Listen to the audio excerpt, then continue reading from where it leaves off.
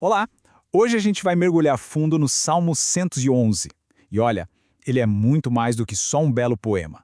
Ele é um verdadeiro guia, quase um manual de A a Z, que nos ensina como louvar a Deus de uma forma completa, sem deixar nada de fora. Vamos descobrir juntos como a estrutura e a mensagem desse salmo podem enriquecer a nossa adoração. Já parou para pensar se o nosso louvor a Deus é realmente completo? Se ele abrange tudo o que deveria? O Salmo 111 vem nos mostrar que a forma como a gente louva é tão importante quanto o ato de louvar. Ele nos dá um modelo, quase uma planta baixa, para a gente construir uma adoração que seja realmente total. Então, qual é o segredo para esse louvor tão completo? O mais incrível é que ele está bem na nossa frente, na própria estrutura do Salmo. É que o Salmo 111 é um poema acróstico. Isso quer dizer que ele nos guia, literalmente de A a Z, pelos motivos que temos para adorar a Deus. É isso mesmo. No original em hebraico, cada uma das 22 linhas começa com uma letra do alfabeto, em ordem. Mas isso não é só um truque de poesia, é uma declaração teológica muito profunda. O louvor a Deus é tão abrangente e completo quanto o próprio alfabeto. Nada, absolutamente nada, fica de fora. Agora vamos nos transportar para aquela época. Pensa no povo de Israel voltando do exílio na Babilônia, desanimado, com tudo para reconstruir. Para eles, essa estrutura era simplesmente genial. Primeiro, porque ajudava a memorizar. Era uma forma de gravar no coração as promessas de Deus. E segundo, era uma afirmação de fé poderosa. Apesar de todo o caos que eles viveram, o louvor a Deus continuava cobrindo toda a realidade, do Aleph ao Tav, do começo ao fim. Ok, já entendemos a forma, a estrutura. Agora, vamos mergulhar no conteúdo. E repare numa coisa muito interessante. O Salmo não começa dizendo o que nós temos que fazer. Não, ele começa declarando o que Deus já fez. Os versículos de 2 a 6 são um verdadeiro catálogo das ações maravilhosas de Deus na história. O salmista nos faz um convite. Não seja um mero espectador. A gente precisa meditar nas obras de Deus. A palavra hebraica aqui é darash, que significa muito mais do que pensar um pouco. A ideia é de investigar, de buscar, de estudar com atenção. A lição é clara. Quanto mais a gente se aprofunda no que Deus fez, mais rico e sincero se torna o nosso louvor. E o Salmo não fala de coisas abstratas. Ele aponta para eventos históricos bem concretos.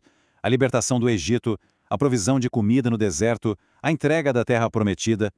Cada um desses atos não foi só uma demonstração de poder. Foi uma revelação do caráter de Deus. Foi Deus mostrando que Ele é gracioso e cheio de compaixão. E a partir daqui, o Salmo faz uma transição brilhante. Ele passa das obras de Deus para as palavras de Deus. Os versículos 7 e 8 nos mostram que existe uma conexão inseparável entre aquilo que Deus faz e aquilo que Ele diz. A lógica aqui é muito poderosa. Pensa comigo. Se a gente pode confiar no que Deus fez no passado, como libertar um povo inteiro da escravidão, então, com certeza, a gente pode confiar plenamente no que Ele nos diz hoje. As ações de Deus são a garantia de que as suas palavras são confiáveis. O Salmo usa uma palavra hebraica fantástica aqui, neamanim. Ela vem da mesma raiz da palavra amém e carrega essa ideia de algo firme, fiel, totalmente digno de confiança. No mundo em que os valores mudam a todo instante, os mandamentos de Deus são como um fundamento sólido, inabalável para a nossa vida. E é aqui que tudo se conecta para nós hoje.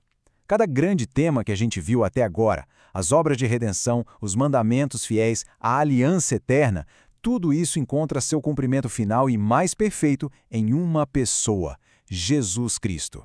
O versículo 9 é de uma profundidade imensa.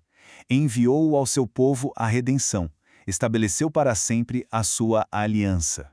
Pensa só, séculos antes de Cristo, este salmo já estava plantando as sementes do Evangelho, já falava de uma redenção e de uma aliança que só seriam completas nele.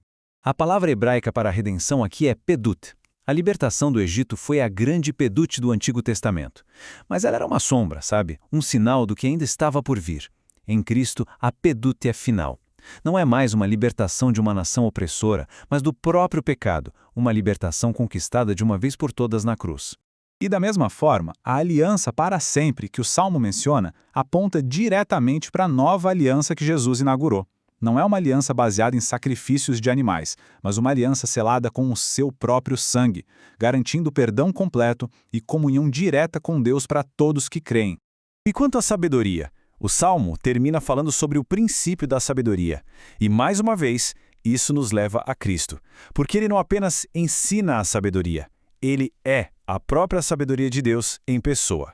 Como o apóstolo Paulo escreveu, é em Cristo que estão escondidos todos os tesouros da sabedoria e do conhecimento. Então, depois de olhar para as obras, para as palavras e para o cumprimento de tudo em Cristo, o Salmo nos traz para uma questão bem prática. Como é que a gente responde a um Deus assim? O versículo 10 nos dá a chave. A resposta é essa. O temor do Senhor é o princípio da sabedoria.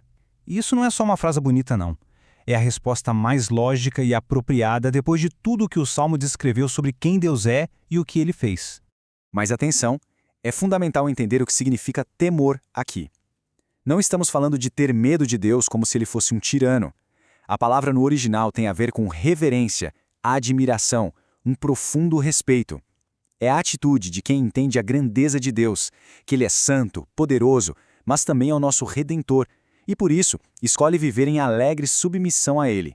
E a palavra para princípio, reshit, é a mesma usada lá em Gênesis 1:1. No princípio. Isso é incrível. Mostra que o temor do Senhor não é só o primeiro degrau da sabedoria, que a gente sobe e depois abandona. Não, ele é o fundamento contínuo, a viga principal que sustenta toda a estrutura de uma vida sábia. Então, como a gente vive isso na prática? O Salmo deixa um plano claro. Primeiro, estude as obras de Deus. Mergulhe na palavra, conheça os seus feitos. Segundo, confie nos seus preceitos. Construa sua vida sobre a rocha da sua verdade. E terceiro, adore em comunidade. Una a sua voz à de outros para louvar a Deus de todo o coração, que é exatamente como o Salmo começa. E a conclusão é espetacular. O seu louvor permanece para sempre. Já que o nosso Deus é eterno e as suas obras são eternas, o louvor que a gente oferece a ele também ecoa pela eternidade. O Salmo 111 nos deu um guia de A a Z não só para louvar, mas para construir uma vida de adoração que seja completa, com fundamento e que dure para sempre. Fica a reflexão: como podemos usar esse guia para transformar nossa adoração a partir de hoje?